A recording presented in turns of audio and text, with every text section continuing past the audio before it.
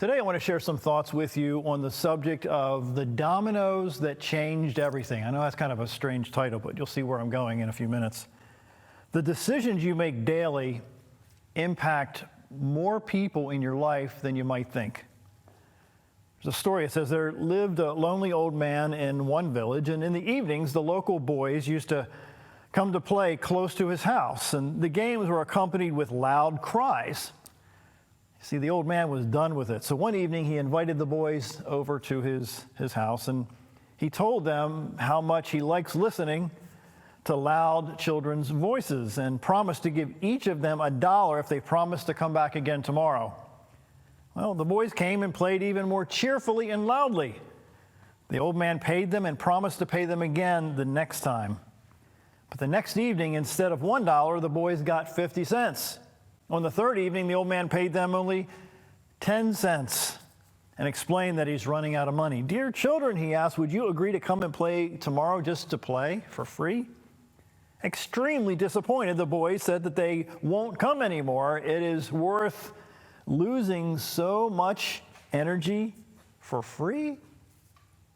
The point being that the man, he decided to use a little tact and a little creativity to get the boys to stay away. Your worst mistakes have been impacted by a few bad decisions. Have you ever looked back at your life and you look back in the rearview mirror and said, "You know what?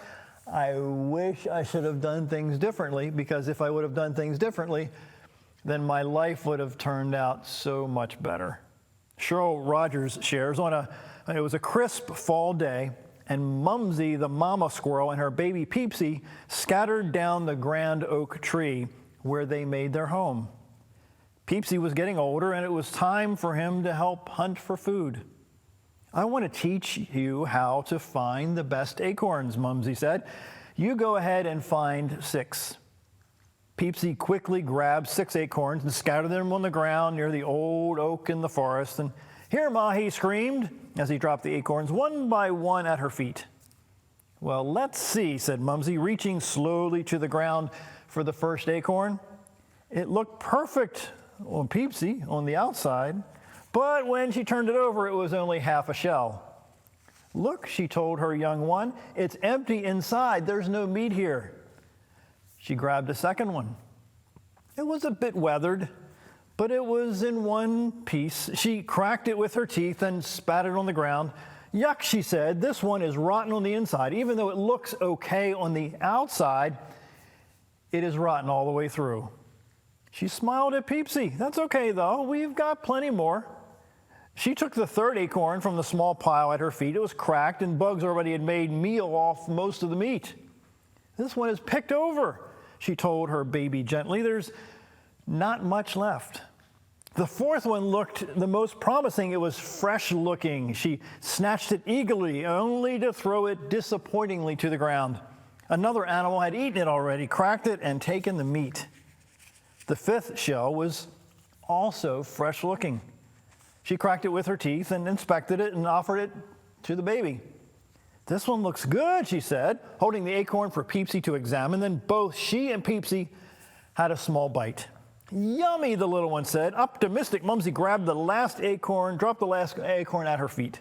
But again, the top half of the shell looked perfect, but when she turned it over, guess what? The meat was gone. "You see, Peepsy," she said, "things are not always as they seem to be." I think you and I have to look at life that way sometimes. Because sometimes on the outside, people seem to be a certain way. But when you take the time and invest the time and look really beyond what it seems to be, you kind of really see what's the inside. And sometimes it's not always pretty what's on the inside. How many times haven't you and I made decisions that were so foolish because we didn't think things through properly enough to make wise decisions that would, in time, we look back and realize, man, we should have thought this thing through a little more clearly. Don't be careless how you live your life, because every action you take, every action other people take impacts other people in your life. And I've learned that over the years, that even the smallest little move I make in my life impacts other people. The smallest little move you make impacts other people also. Every day, you and I have to remind ourselves, or maybe even ask ourselves, what is the wise thing to do for us? George Foreman, the great boxer, he writes, a business friend came to me with an offer. He said this, George, you've helped other companies by advertising their products. Have you ever thought about having your own product? Later, he sent me a small slanted grill and asked me to try it out. I got busy with other things and forgot about it. And a couple months later, he called and he says, George, what do you think of the grill? Oh, the grill. Well, to be honest, I haven't really tried it yet. Let me get back to you on that. After hanging up, I almost made one of the worst financial decisions I could have ever made. I thought, I really don't have time to do this. Fortunately, Mary changed my mind. George, I've tried the grill and I like it a lot. The grease rolls right off and the food tastes really good. Are you serious? Yeah, she replied, I'll fix you a burger. After taking a bite, I said, yeah, it's really good and the grill is easy to clean up. I like this grill. I wasn't thinking about making any money on the deal. I just signed the contract so I could get 16 free grills for my homes and friends and family members. I never dreamed this opportunity could turn into a grilling empire.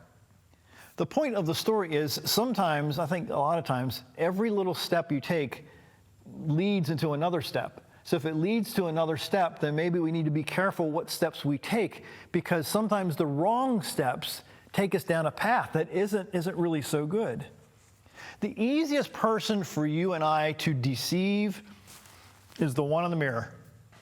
Because sometimes you can tell yourself things, sometimes you can get yourself in trouble, sometimes we all know how to get ourselves in trouble by the wrong choices that we make. So in light of maybe some choices that you're being tempted to make, you need to ask yourself a couple of things. Actually, one big thing is, in light of my past, what's the wise thing to do? Think about that a minute. In the light of my past, what is the wise thing to do that will impact my future in a positive way? Your past is your past, but it still can influence where you go in the future. What's okay for me to do might not be okay for you to do. What's okay for you to do might not be okay for me to do because of our past experiences. And I could share some very personal examples, and I'm tempted to do that. There's some things that I can't be around that maybe you can be around because of my past. There's some things that don't bother me at all, but would really bother you because of your past. So maybe we need to be conscious of the people around us, because unless we get to know the people around us, we're not going to know what trips them up. So then we should be more conscious of the people around us so that we can help them and lift them up. So again, I ask the question for you and me too. What's the wise thing for you and I to do?